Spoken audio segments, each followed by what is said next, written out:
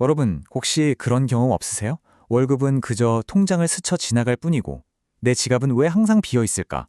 오늘 바로 그 이유를 한번 제대로 파헤쳐 보려고 합니다.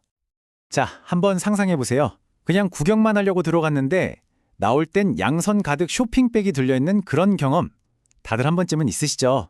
내가 이걸 왜 샀지 싶으면서도 지갑은 이미 가벼워져 있고 바로 그 미스터리한 순간, 거기서부터 오늘 이야기를 시작해 볼까 합니다. 근데요, 여러분, 그게 결코 우연이 아니라는 겁니다. 네, 이건 아주 잘 짜인 전략이에요. 오늘 이 시간에는 마케팅이라는 이름 뒤에 숨어서 우리도 모르는 사이에 우리를 조종하는 그 보이지 않는 손의 정체를 샅샅이 파헤쳐 보겠습니다. 자, 여기 지도가 하나 있습니다. 바로 우리의 주머니를 노리는 공격 루트를 보여주는 지도죠. 보시면 전선이 크게 두 개로 나뉘어 있어요. 한쪽은 바로 나 한 사람, 개인을 정밀 타격하는 미시적 설득 기술. 그리고 다른 한쪽은 우리 사회 전체, 대중을 노리는 거시적 전략입니다. 그럼 먼저 우리 개개인을 향한 은밀한 공격부터 한번 살펴볼까요? 네, 첫 번째 전선, 바로 미시적 설득 기술입니다. 이건 뭐랄까? 마치 1대1로 바로 당신 귓가에 대고 속삭이는 것과 같아요. 아주 개인적이고 또 그래서 더 알아차리기 힘든 그런 정교한 기술들이죠. 이 기술들이 얼마나 교묘하냐면요. 예를 들어 판매원이 아주 친근하게 내 이름을 불러준다거나 아니면 마트에서 계산대로 가는 길을 일부러 복잡하게 만들어서 충동적으로 물건을 더 집게 만드는 것까지. 우리가 무심코 지나치는 모든 것들이 사실은 다 여기에 포함되는 겁니다. 근데 진짜 놀라운 건 뭔지 아세요? 이런 최첨단 같아 보이는 기술들의 원조가 무려 1936년에 나온 책이라는 겁니다. 바로 데일 카네기의 인간관계론. 이 책은 사실상 어떻게 하면 사람들이 날 좋아하게 만들까, 어떻게 하면 내 편으로 만들까 하는 인간의 가장 기본적인 욕구를 공략하는 방법을 집대성한 최초의 교과서였던 셈이죠. 카네기가 제시한 방법들을 보세요. 사람을 다루는 법, 나를 좋아하게 만드는 법, 내 생각에 동의하게 만드는 법.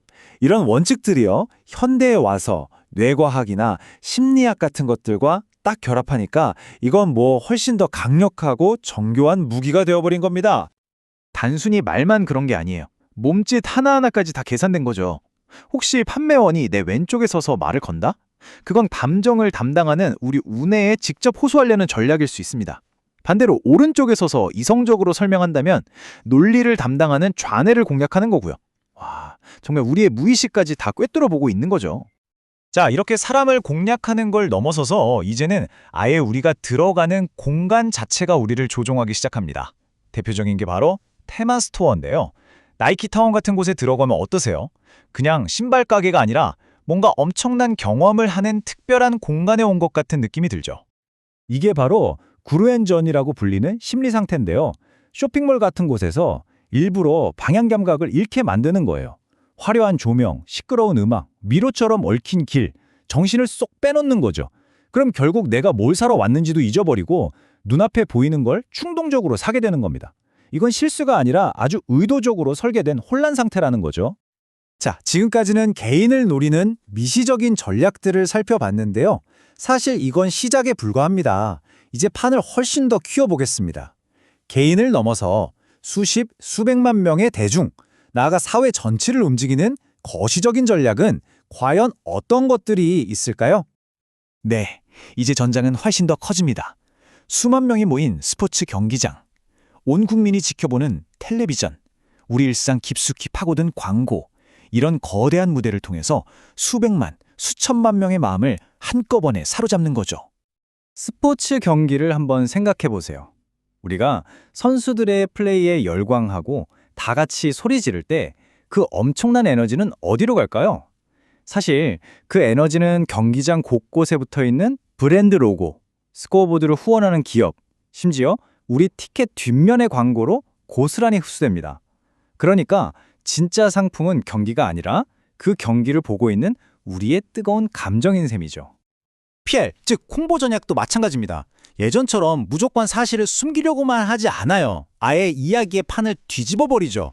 여기 아주 유명한 사례가 있는데요. 한 패션 아이콘이 노동 착취 문제로 비난을 받게 됩니다. 보통은 사과하고 끝나겠죠? 하지만 PR 전문가는 오히려 그녀를 노동 착취에 맞서 싸우는 투사로 만들어버립니다. 와, 정말 위기를 기회로 만드는 마법 같은 기술이죠. 이름을 바꾸는 것도 비슷한 전략이에요. 예를 들어 하수처리 연맹이라고 하면 좀 그렇잖아요. 이걸 물환경연합이라고 바꾸면 훨씬 친근하게 들리죠. 이런 식으로 본질을 가리는 건데요. 심지어 여론조사마저도 여론을 듣기 위해서가 아니라 교묘한 질문으로 우리가 특정 방향으로 생각하게끔 유도하는 도구로 쓰이기도 합니다. 자, 그럼 이제 우리에게 가장 익숙하면서도 가장 강력한 전쟁터로 가보겠습니다. 바로 광고의 세계입니다. 현대 광고는요, 더 이상 이 제품이 얼마나 좋은지를 설명하지 않아요. 대신 이미지와 상징, 즉 아이콘을 통해 우리 감성에 직접 말을 거는 전쟁을 벌이고 있죠. 광고가 어떻게 변해왔는지 한번 볼까요? 아주 옛날에는 그냥 새로운 제품이 나왔습니다 하고 알리는 수준이었어요. 그러다 기억에 남는 캐릭터를 만들고 60년대쯤부터는 제품 자체가 아니라 이미지를 팔기 시작합니다. 그리고 지금은요, 아주 단순한 아이콘 하나로 모든 걸 이야기하죠. 제품의 기능이 아니라 의미를 파는 시대로 완전히 넘어온 겁니다. 광고계의 전설 데이비드 오길비가 이런 말을 했습니다. 사람들은 위스키를 사는 게 아니라 위스키의 이미지를 산다. 위스키 회사가 파는 것의 90%는 이미지라는 거죠. 어떠세요? 우리가 사는 제품이 사실은 그럴싸한 이야기를 전달하기 위한 소품에 불과하다는 좀 섬뜩한 고백 아닌가요? 생각해보세요. 우리는 이제 물건을 살 때 그 물건이 나를 어떻게 표현해 주는지를 더 중요하게 생각합니다. 한입 베어문 사과 모양, 초록색 체크 표시 같은 것들 말이에요. 이런 브랜드 아이콘들은 이제 나는 이런 사람이야 라고 말해주는 나 자신을 표현하는 가장 쉽고 빠른 수단이 되어버렸습니다. 긴 설명 없이 그냥 보여주기만 하면 되는 거죠. 자, 그럼 이런 생각이 드실 겁니다. 이렇게 개인부터 사회 전체까지 거대하고 정교한 설득 시스템에 둘러싸여 있는데 우리는 그냥 이대로 당하고만 있어야 하는 걸까요? 아니요, 방법이 있습니다. 가장 중요하고 강력한 첫걸음은 바로 알아차리는 것입니다. 내가 지금 쇼핑몰에서 정신이 하나도 없을 때, 아, 이게 바로 구루엔 전이구나 하고 그 순간을 딱 인식하는 거죠. 그 사실을 아는 것만으로도 우리는 그 전략에서 한 발짝 빠져나올 수 있습니다.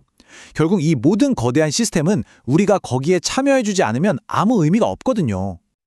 그리고 실제로 이런 거대한 흐름에 저항하는 움직임도 곳곳에서 일어나고 있습니다. 모두가 쇼핑에 열광할 때 아무것도 사지 않는 날에 참여한다거나 대기업이 후원하는 거대한 스포츠 경기 대신 우리 동네 스포츠팀을 응원하는 것처럼요. 꼭 거창하지 않더라도 이런 작은 선택들이 모여서 저항의 씨앗이 되는 거죠. 오늘 이야기는 이 질문으로 마무리하고 싶습니다. 오늘 당신의 소비는 정말 당신의 선택이었습니까? 아니면 누군가에 의해 설계된 선택이었을까요? 이 질문을 스스로에게 계속 던지는 것. 어쩌면 그것이 이 거대한 시스템에 맞서는 가장 강력한 저항의 시작일지도 모릅니다.